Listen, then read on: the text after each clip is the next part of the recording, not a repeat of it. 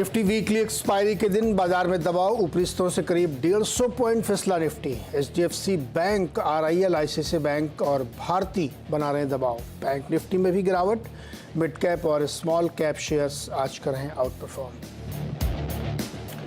Metal shares में आज सबसे ज्यादा तेजी, करीब 1% चढ़ा निफ्टी मेटल इंडेक्स, 1.5% चढ़े टाटा स्टील, जेएसपीएल और सेल। साथ ही सरकारी बैंक और कैपिटल गुड शेयर्स में भी रौनक। अंबुजा सीमेंट पर यूबीएस की पॉजिटिव रिपोर्ट से पूरे सीमेंट सेक्टर में जोश। अंबुजा, एसीसी, इंडिया सीमेंट 1.5 से 2% तक उछले। बजट में शिपिंग सेक्टर के लिए बूस्टर पर सीएनबीसी आवाज की एक्सक्लूसिव खबर से शिपिंग शेयर्स में जोरदार तेजी, 14% उछले एससीआई और श्रेया शिपिंग। साथ ही जी शिपिंग में भी रौनक। आ जाएंगे आईटी दिग्गज टीसीएस के पहली तिमाही के नतीजे। डील में तेजी से तिमाही आधार पर 1.6% बढ़ सकती है, लेकिन मार्जिन में 130 बेसिस पॉइंट्स कमी का अनुमान। सैलरी बढ़ोतरी से मार्जिन पर असर मुमकिन, नतीजों से पहले शेयर में हल्की सी खरीदारी।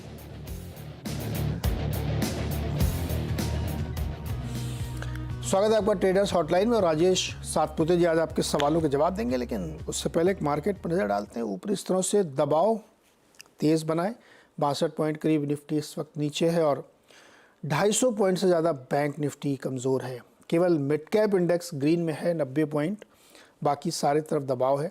हालांकि एडवांस डिक्लाइन बहुत ही बढ़िया है अभी भी, बिकॉज की मिड कैप में भी ऐसे बिकवाली नहीं है। तो दो बढ़ने वालों के सामने एक कमज़ोरी वाला शेयर है। यहाँ पे कुछ पॉकेट्स में अच्छी तेज़ी देखने को मिल रही, लेकिन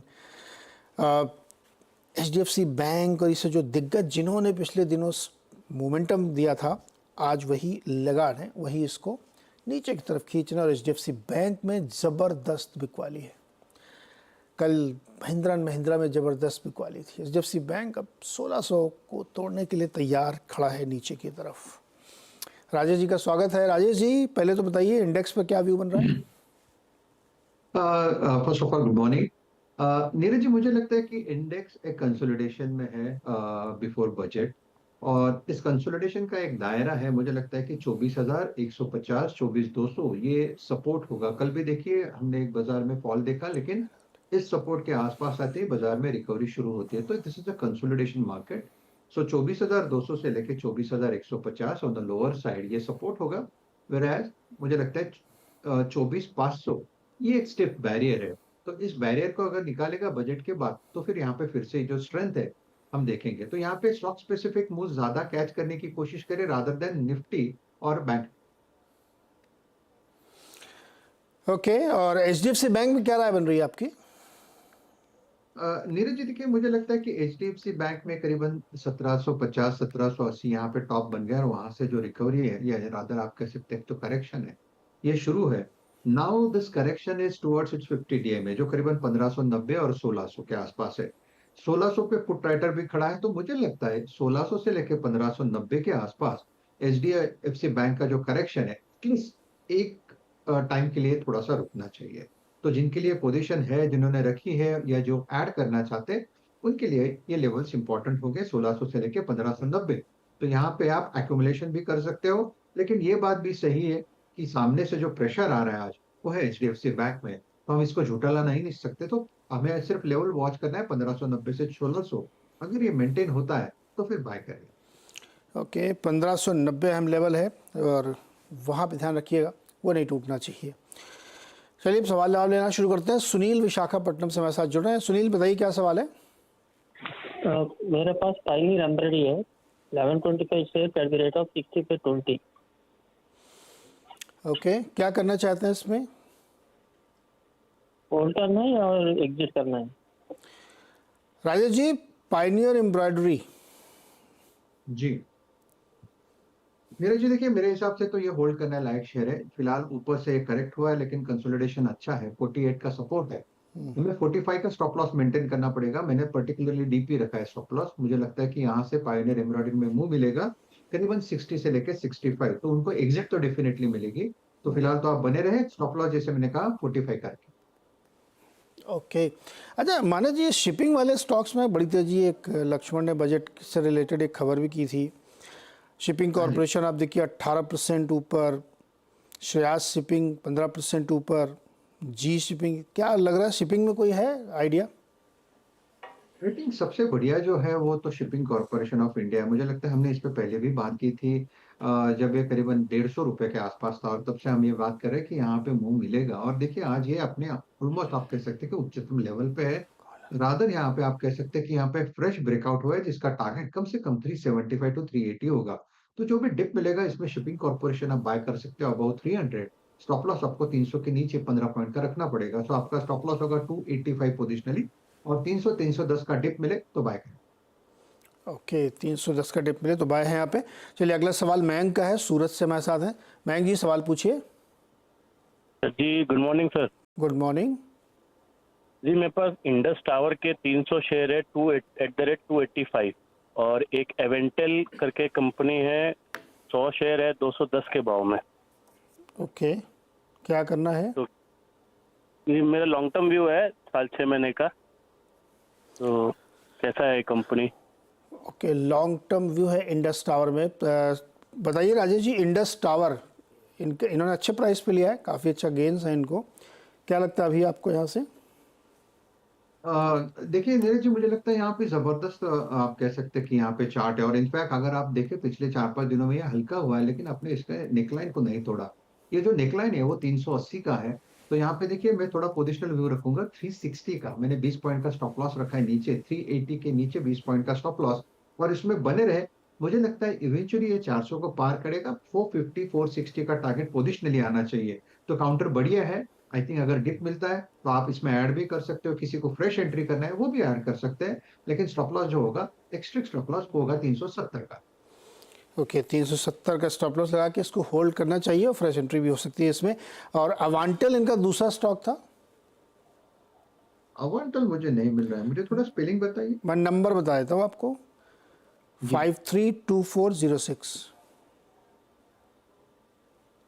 ओके, एवेंटल। देखिए एवेंटल में ऑलरेडी मूव शुरू हो चुका है, और ये जो मूव शुरू हुआ था नीरज जी करीबन 110 120 के आसपास का हुआ था।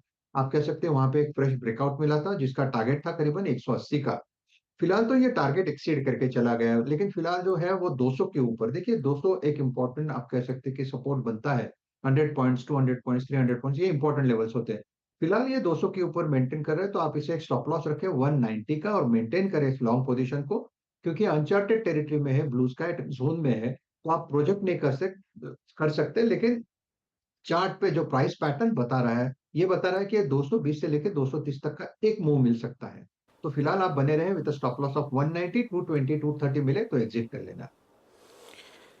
ओके, अच्छा मनोज ने पुणे से एक सवाल भेजा है, वो अल्ट्राटेक और इंडिगो में एंट्री लेवल जानना चाहते हैं।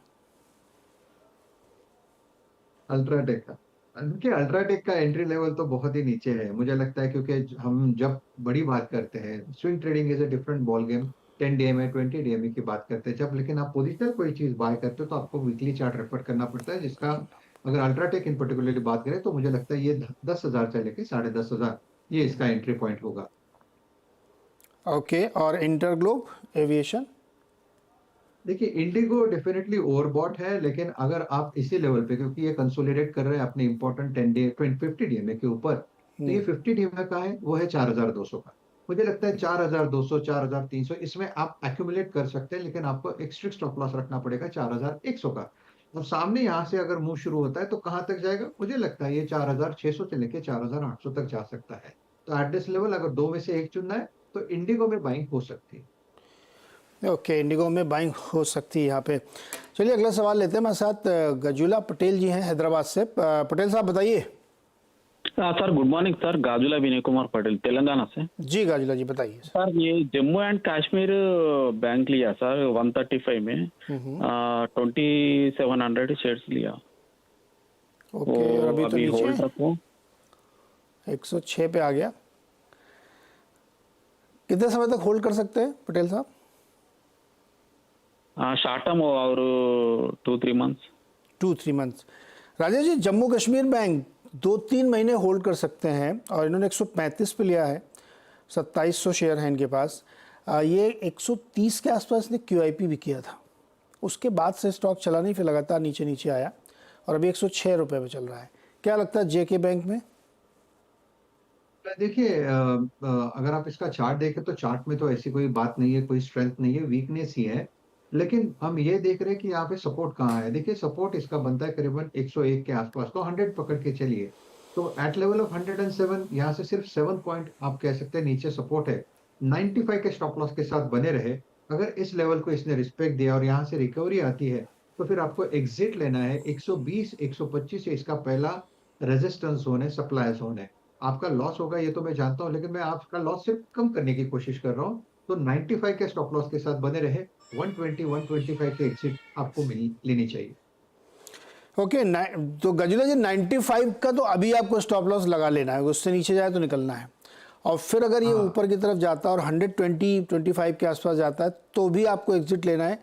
उसमें भी आपको थोड़ा नुकसान होगा, लेकिन फिलहाल चार्ट पे यही पैटर्न दिख रहा है, इससे ज़्यादा की स्ट्रेंथ दिख नहीं रही। अच्छा, अगर साल भर रुके राजेश जी तो देखिए मुझे लगता है कि उतना प्रॉमिसिंग नहीं है, to be very frank with you. मुझे नहीं लगता कि ये 125 130 के ऊपर, मैक्सिमम 130 का तो स्ट्रॉन्ग बैरियर है। फिर भी मैंने 2-3 लेवल्स ये देखे कि कहाँ पे जल्दी से जल्दी निकलना है, तो 120 पहला आता है। क्योंकि जब हम मूविंग एवरेजेस की बात करते हैं, जो सप्लाई पॉइंट्स होते हैं, तो 50 DMA आता है 120 पे। वेराज अगर आप इसका 100 DMA देखें तो वो आता है करीबन 130 के आसपास। तो 120 से 130 में निकलना वो सबसे बड़ी स्ट्रैटेजी होगी। लॉस बुक करे, कहीं और निवेश करें। ओके, तो 120 130 मैक्सिमम बेस्ट लेवल है जहाँ पे आपको एग्जिट लेना है मिनिमम लॉस के साथ। गजुला जी, आपके लिए ये राय बनती है। चलिए अगला सवाल लेते हैं। मुकेश स्याल का हमारे साथ जुड़ रहे हैं। मुकेश जी नमस्कार, सवाल पूछिए।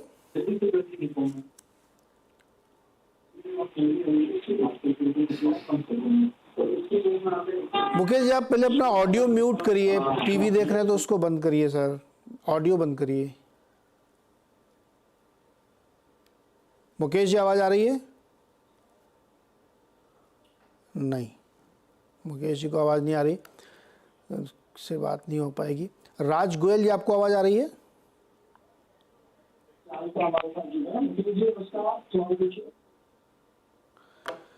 नहीं, जब आप फ़ोन मिलाया करिए डॉक्टर साहब तो उनको बोल दिया करिए कि अपना टीवी म्यूट रखें, वरना सुनाई नहीं दे रहा, क्योंकि उनकी आवाज़ ही नहीं हम तक पहुंच रही है, तो बात कैसे हो पाएगी। तो ये चलिए, तब तक दूसरा। मुकेश जी, आवाज़ आ रही है आपको? हाँ जी, आ रही है साहब, आपको भी आ रही है? हाँ, लेकिन जब भी बात किया करें तो टीवी म्यूट पर रखा करें। Okay, thank you sir for the advice sir. जी बताइए। मेरे पास में RBNL 1050 शेयर्स हैं एट 25 रुपीज एंड 50 पैसा। Okay, bought I'm buying since 2019. So what is the price target for the next 6 months and more so after the budget? Okay, Rajesh ji 25 रुपए में खरीदा है। अभी बताइए, आपके चार्ट में कहीं दिख रहा है या वो और चार्ट तोड़ के बाहर निकल गया ये? नहीं, मुझे याद है नीरज जी, 25 और 30 रुपए पे हमारी बात भी होती थी RVNL पे। लेकिन कहीं ना कहीं लगता है कि ओवरबॉट है। बट द थिंग इज, ये अपने अलग ही बुल रन में है। आप इसे ये नहीं कह सकते कि ये चार्ट पैटर्न में इसका ये टारगेट है या वो टारगेट है। मुझे याद है हमने कुछ 1 महीने पहले जब शो किया था नीरज जी, तो ये 380 400 पे किसी इन्वेस्टर ने पूछा था, तभी हमने ये कहा था इसमें बने रहे। तो देखिए वो 400 वाला 650 है, अभी भी यहाँ पे कहीं स्टीम कम नहीं। लेकिन मुझे लगता है क्योंकि ये प्री बजट रैली है, कहीं ना कहीं तो प्रॉफिट लेना है। तो आप एक टारगेट सेट करें कि चाहे तो 700 750 तक का एक मूव आया तो मैं एटलीस्ट आप कह सकते हैं कि आधा प्रॉफिट बुक करें, क्योंकि आपकी जो इन्वेस्टमेंट है वो तो निकल आएगी, उसके साथ मुनाफा भी निकल आएगा, और जो आधा है उसे आप रखें। फिलहाल आप बने रहे विद स्टॉप लॉस ऑफ 575 का एक स्ट्रिक्ट स्टॉप लॉस रखें। और सामने मुझे लगता है अगर आपको स्विंग में 750 800 का भाव मिले तो एक बार के लिए एटलीस्ट आधा मुनाफा तो बांध दें। 575 मान लीजिए आ गया, तब पूरा बेच दें? हाँ, तो फिर स्टॉप लॉस कट गया। देखिए जो रूल हमने सेट किया वो तो सेट ही है ना, उसे तो बदला नहीं सकता ना, बदल नहीं सकते ना। क्योंकि देखिए आपकी इन्वेस्टमेंट, आपने 25 रुपए पे कोई चीज ली जिसका भाव आज 650 है, तो कहीं ना कहीं तो आपको लॉक इन करना पड़ेगा ना।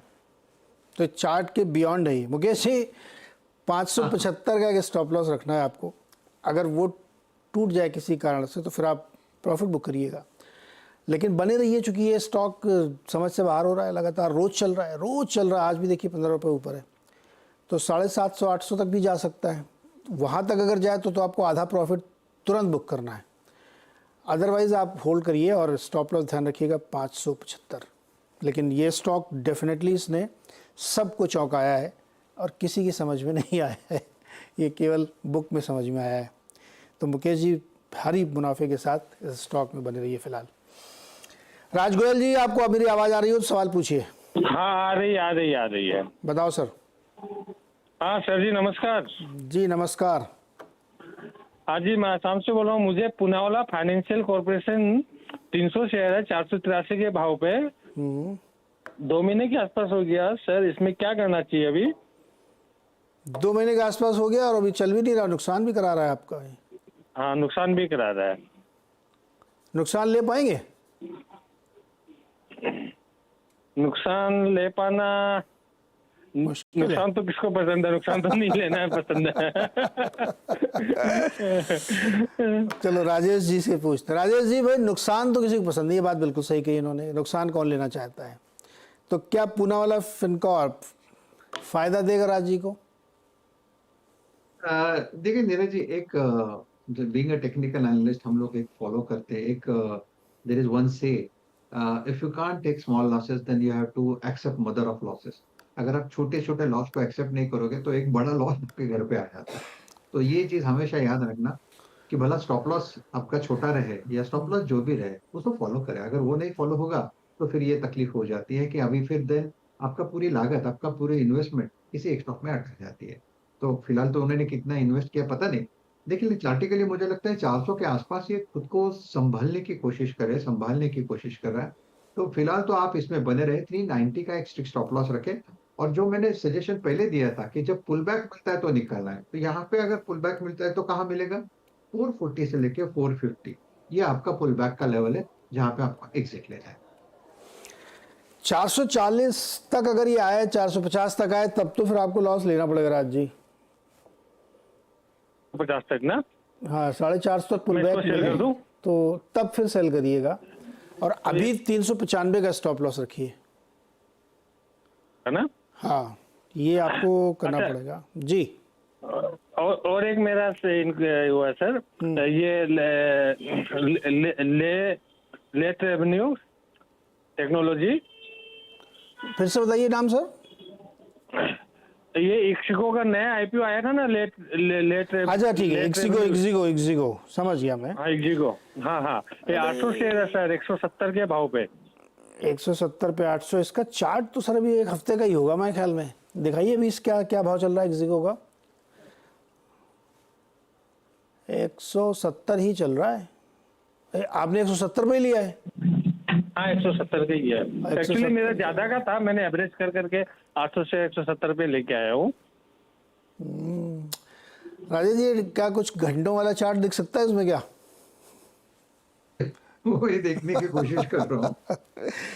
चार्ट इसमें बहुत छोटा होगा, डेटा कम होगा ना। 170 रुपए के आसपास। हाँ 170 पे चल रहा है। 170। लेकिन मुझे लगता है कंसोलिडेशन तो हो रहा है, चार्ट बहुत ज्यादा नहीं है। हालांकि आप कह सकते हैं कि 20-22 ही कैंडल है, लेकिन जो कैंडल समझाने की कोशिश कर रहा है मुझे लगता है ये 150, 160, रादर 160, 150 भी नहीं, 160 से लेके 165 यहाँ पे बेस बनने की कोशिश हो रही है। तो 150 का स्टॉप लॉस होगा चार्ट के हिसाब से। और यहाँ से अगर चलता है नीरज जी, तो मुझे लगता है फिर से ये 180 इनिशियली, ये इसका पहला रेजिस्टेंस, पहला पड़ा 180 निकले, फिर मुझे लगता है ये 200 तक जाएगा। तो फिलहाल तो मैं कहूंगा आप बने रहे, स्टॉप लॉस रहेगा 150 का, 155 का स्टॉप लॉस भी चलेगा। ओके, 150 के स्टॉप लॉस के साथ बने रहिए, 200 रुपये तक जा सकता है, तब फिर इसमें से निकलिएगा। लेकिन चार्ट बहुत छोटा है, इसलिए बहुत एक्यूरेट बताना बड़ा मुश्किल है कि पैटर्न किस तरह से बन रहा है अभी, क्योंकि कैंडल्स बहुत कम है इसमें। लेकिन फिर भी ध्यान रखिएगा आप, ये जो थोड़ा बहुत समझ में आ रहा है। अगला सवाल है सतीश कालिया का, जालंधर पंजाब से हमारे साथ जुड़ रहे हैं। बताइए कालिया जी। नमस्कार जी नमस्कार। हाँ सर, मेरे पास में वोखार्ड है, 90 शेयर्स हैं, 2022 के हैं ये, 2022 के। तो अब इसमें क्या करूँ? अब अभी चढ़ा है, पीछे तो लॉस ही में था, तो इसको क्या करना चाहिए इसमें? अब तो फायदे में आ गया।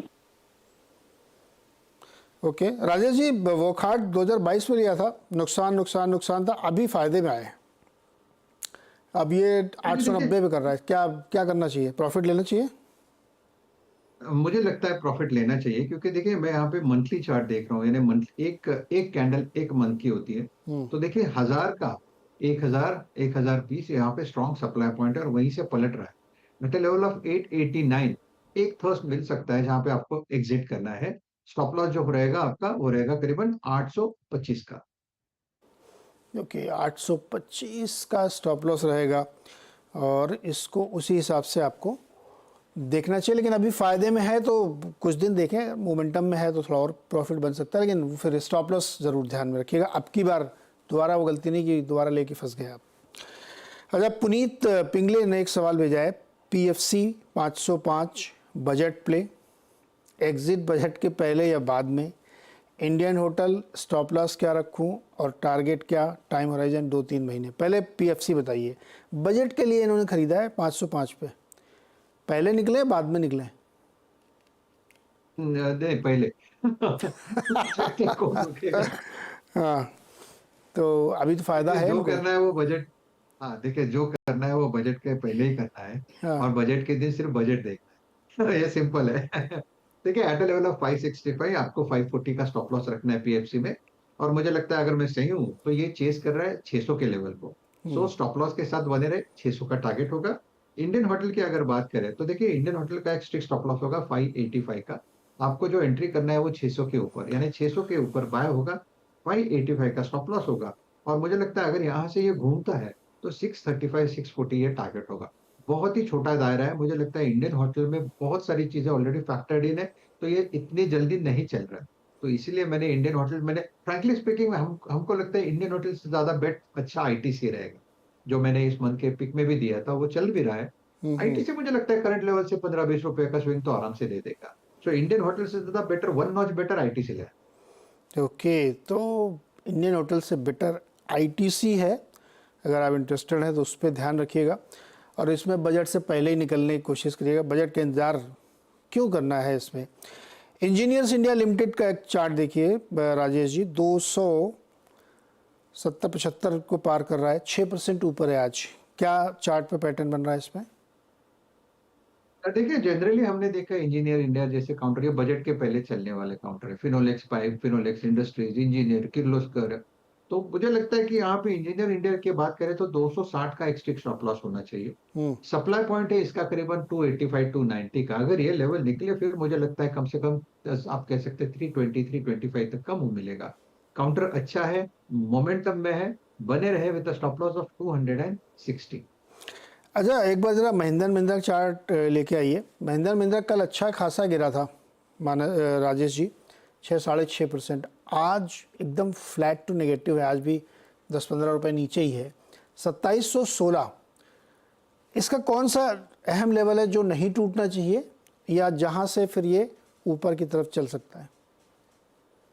एक्चुअली नीरज जी कल इसने अपना अहम लेवल तोड़ा।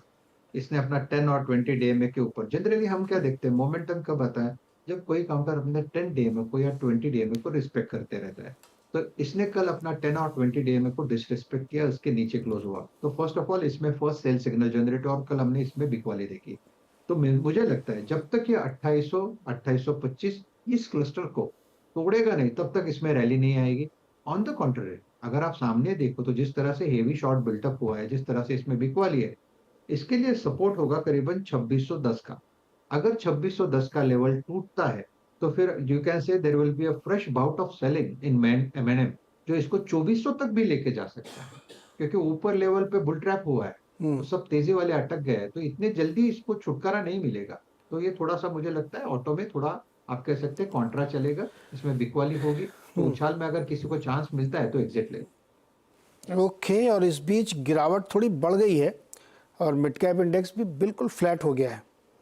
बैंक निफ्टी 350 पॉइंट नीचे और निफ्टी 75 पॉइंट नीचे चल रही है इस समय कामकाज। एडवांस डिक्लाइन अभी भी फेवरेबल है, क्योंकि मिड कैप अभी ग्रीन में है, लेकिन प्रेशर ऊपरी स्तरों से लगातार बनते हुए दिख रहा है और में भी एक्सपायरी का भी इम्पैक्ट होगा, संभलने की कोशिश कम कर रहा है यहाँ पे। HDFC बैंक एक बार दोबारा दिखाइए, 1610 चल रहा है, 1600 तोड़ देगा क्या आज? लगता तो है तोड़ देगा ना? बिकवाली है इसमें, प्रेशर तो आ रहा है ना, 1600 टूटेगा तो फिर 1550 1560 तो दिख ही रहा है यहाँ पे। अरे तो मतलब जो इतना दिन में कमाया महीने भर में सब निकाल देगा एक बार में। देखिए एचडीएफसी बैंक में बोलना थोड़ा मुश्किल होता है, क्योंकि इसमें क्या है, इमोशनली सब लोग लॉन्ग की बात करते हैं, लेकिन जब सब लोग यहाँ पे लॉन्ग की बात करते हैं तो यहाँ पे शॉर्ट हो जाता है, जब शॉर्ट की बात होती है तो लॉन्ग हो जाता है।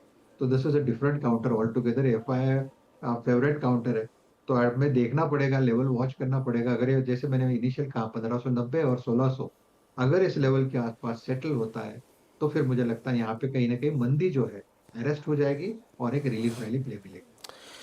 भाई 1590 याद रखिएगा। अच्छा चलिए अब तेजी वाला काउंटर आपको बताते हैं, उस पर बताइए। कोल इंडिया बहुत बढ़िया से 500 लेवल पार किया इसने, आज भी बढ़िया ऊपर है 3%। कोल इंडिया 450 के आसपास लंबा कंसोलिडेशन इसने लिया है, उसके बाद अब ये 500 के ऊपर है। अब बताइए इसमें क्या होगा। देखिए मुझे लगता है कोल में जिस तरह से आप कह सकते हैं कि जिस तरह से ये अपने स्ट्रेंथ को बनाए हुए है, जो अपने 10 और 20 डीएमए को रिस्पेक्ट करता है, जो अपने पैटर्न को रिस्पेक्ट करता है, तो यहाँ पे ऑब्वियसली ट्रेंड पॉजिटिव है।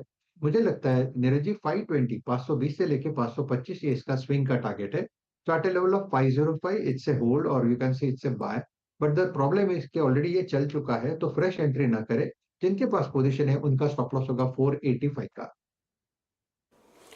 ओके, फ्रेश एंट्री से बचें। कोल इंडिया में भी थोड़ा ओवर हीटेड मार्केट है ये पूरा ही, इसका दबाव रह सकता है। राजेश जी बहुत बहुत धन्यवाद दर्शकों की हमारे मदद करने के लिए, और बहुत सारे स्टॉक्स हमने कोशिश की कवर करने के लिए। इस बीच मार्केट में प्रेशर है, लगातार ऊपरी स्तरों से दबाव बनता जा रहा है। एक छोटा सा ब्रेक, उसके बाद खिलाड़ी नंबर 1।